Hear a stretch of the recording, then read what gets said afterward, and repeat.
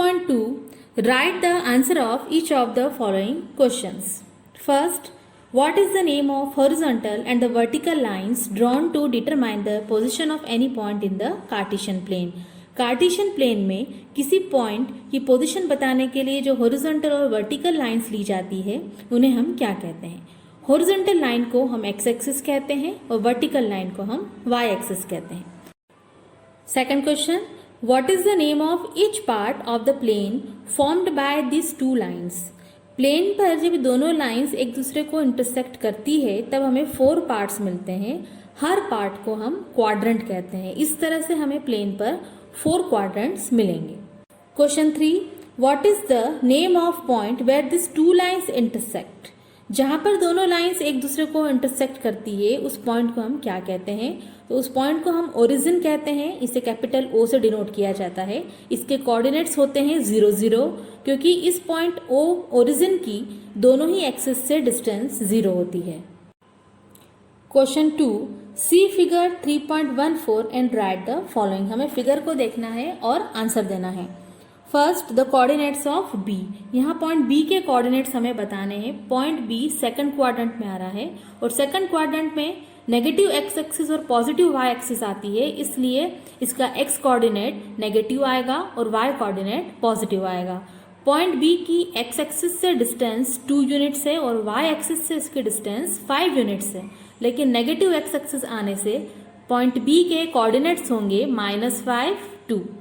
Next है the coordinates of C. Point C के coordinates हमें बताने हैं. पॉइंट सी फोर्थ क्वाड्रेंट में आ रहा है. फोर्थ क्वाड्रेंट में पॉजिटिव एक्स एक्सिस और नेगेटिव वाई एक्सिस है, इसलिए पॉइंट सी के जो कोऑर्डिनेट्स होंगे वो एक्स कोऑर्डिनेट पॉजिटिव और वाई कोऑर्डिनेट नेगेटिव आएगा. पॉइंट सी की एक्स एक्सिस से डिस्टेंस 5 यूनिट्स है और वाई एक्सिस से भी इसकी डिस्टेंस 5 यूनिट्स है, इसलिए इसके कोऑर्डिनेट्स होंगे 5 -5. Next, the point identified by the coordinates -5 -3. हमें वो पॉइंट बताना है जिसके की कोऑर्डिनेट्स -5 -3 हो, यानी दोनों ही कोऑर्डिनेट्स एक्स कोऑर्डिनेट और वाई कोऑर्डिनेट जिसके दोनों ही नेगेटिव हो.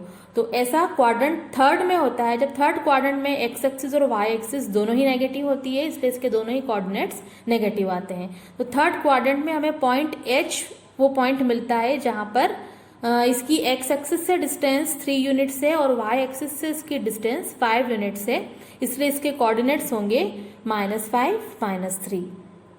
Next, the point identified by the coordinates 2 -4. अब हमें वो पॉइंट बताना है जिसका कि एक्स कोऑर्डिनेट 2 हो और वाई कोऑर्डिनेट -4 हो. तो जहां पर एक्स कोऑर्डिनेट पॉजिटिव और वाई कोऑर्डिनेट नेगेटिव होता है ऐसा फोर्थ क्वाड्रेंट में होता है. तो फोर्थ क्वाड्रेंट में हमें वो पॉइंट दिख रहा है पॉइंट जी, क्योंकि पॉइंट जी की एक्स एक्सिस से डिस्टेंस है 4 यूनिट्स और वाई एक्सिस से इसके डिस्टेंस है 2 यूनिट्स, इसलिए इसके कोऑर्डिनेट्स होंगे 2 -4. Next, the abscissa of the point D. हमें पॉइंट डी का एब्सिसा बताना है. एब्सिसा यानी उसका एक्स कोऑर्डिनेट.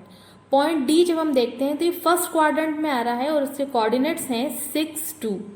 अब 6 2 इसके कोऑर्डिनेट्स हैं तो इसका एक्स कोऑर्डिनेट हमें जो मिलेगा वो मिलेगा 6, यानी इसका एब्सिसा होगा 6. नेक्स्ट है the ordinate of point H. Point H का ऑर्डिनेट हमें बताना है. ऑर्डिनेट यानी Y coordinate. Point H third quadrant में आ रहा है और इसके कोऑर्डिनेट्स हम पहले ही निकाल चुके हैं -5 -3, इसलिए इसका जो वाई कोऑर्डिनेट होगा या इसका जो ऑर्डिनेट होगा वो होगा -3. नेक्स्ट है the coordinates of point L. Point L के कोऑर्डिनेट्स हमें बताने हैं. हम फिगर को जब देखेंगे तो हमें दिखेगा कि पॉइंट एल किसी भी क्वाड्रेंट में नहीं आ रहा है, ये केवल वाई एक्सिस के ऊपर आ रहा है और वाई एक्सिस पर एक्स कोऑर्डिनेट 0 होता है, इसलिए पॉइंट एल के जो कोऑर्डिनेट्स होंगे वो होंगे 0 5. नेक्स्ट है the coordinates of point M. Point M के कोऑर्डिनेट्स हमें बताने हैं. पॉइंट एम एक्स एक्सिस पर आ रहा है, किसी भी क्वाड्रेंट में यह पॉइंट नहीं आ रहा है और एक्स एक्सिस पर आने के कारण इसका वाई कोऑर्डिनेट 0 होगा, इसलिए इसके कोऑर्डिनेट्स होंगे -3 0.